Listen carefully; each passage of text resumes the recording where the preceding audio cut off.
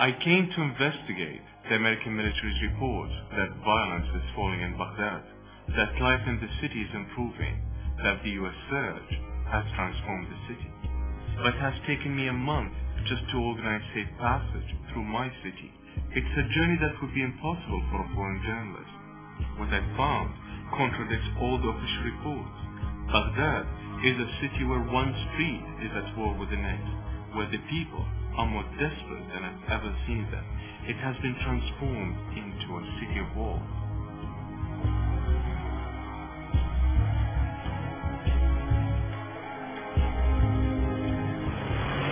There are 20 miles of walls slicing up the city into Sunni and Shia ghettos, each wall over 12 feet high.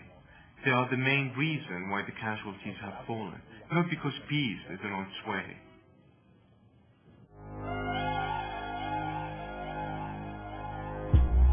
In Adania, I meet a member of the Sunni militia, and he tells me, I can't move beyond that square over there.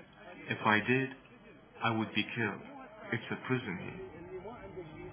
Then I'm taken by car to the very front line.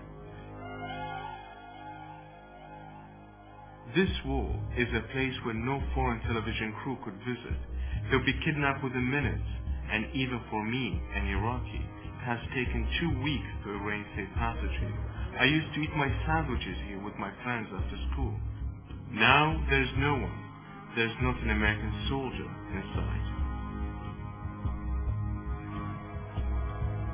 I want to go to the other side of the wall.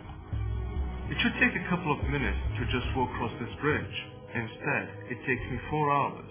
I have to switch cars, use different ID cards, and at Shia checkpoints, I put on the rings that Shia militia like to wear.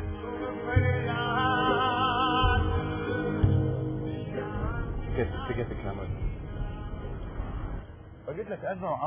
Here, a Shia militiaman tells me, if a cat is confronted by a dog, it gets out its claws. This looks like a typical busy Baghdad market, but I needed a local commander to guarantee safe passage. I can't speak in English and not study, so... And within minutes, this man approached me. He was angry. You must tell the truth, he says. He demands that I follow him. 5 years of war, and we live like this, he says. And this is what he wants to show me. The stinking open sewer outside his house. The neighbors come out, they tell him to calm down. But I don't blame him. Imagine what this must be like to live in the heat of a Baghdad summer. I reassured him that this is why we were here, to hear his story. Tell the world, he tells me. I want the world to know, to see how we live here.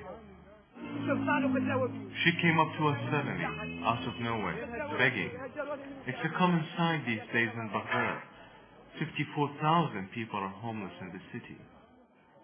She told us she was a Sunni, driven out of her home in a Shia area, a refugee in her own city. Her son Saad had been killed by the Mahdi army 2 years ago, and she had no support. I've been living like this for 6 months, she said.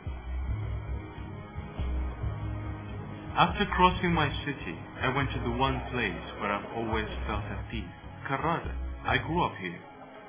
This is my favorite cafe where I used to come as a student, one of the only places to chill in Baghdad. 2 days after I was here, 2 bombs exploded nearby, and 68 people died. In my 3 weeks back home in Baghdad, 179 people were killed, and no Baghdadi ever mentioned the surge to me.